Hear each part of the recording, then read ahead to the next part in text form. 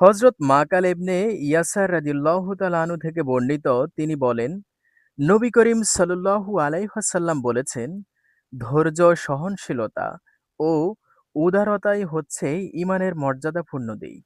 আলবানী।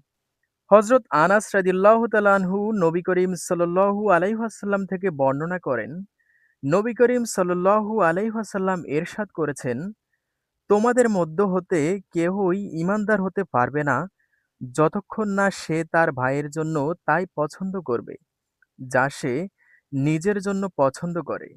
বুখারী।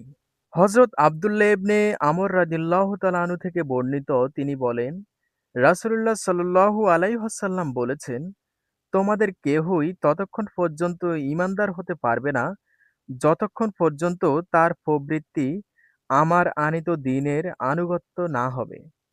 ইমাম নববীর ৪০ হাদিস।